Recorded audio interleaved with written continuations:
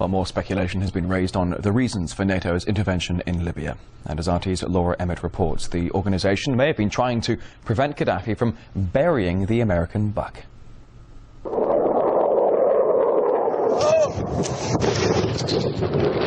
According to some, it's about protecting civilians.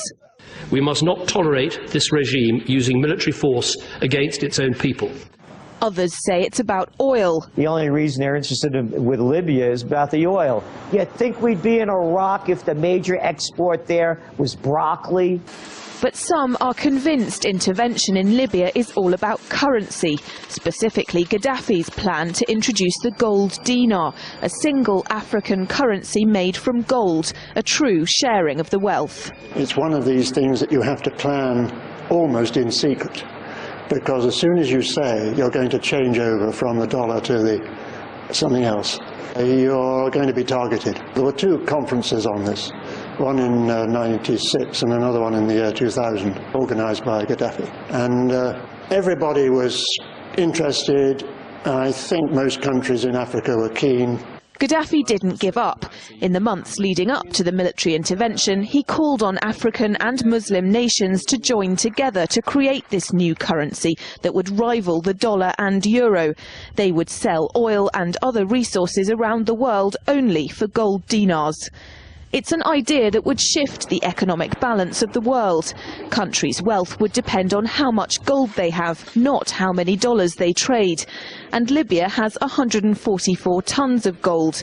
The UK has double that, but 10 times the population. If Gaddafi had an intent to try to reprice his oil or whatever else the country was selling in the global markets and accept something else as a currency, or maybe launch a gold dinar currency, any move such as that would certainly not be welcomed by the power elite today who are responsible for controlling the world's central banks. So yes, that would certainly be something that would cause his immediate dismissal and the need for other reasons to be brought forth for removing him from power.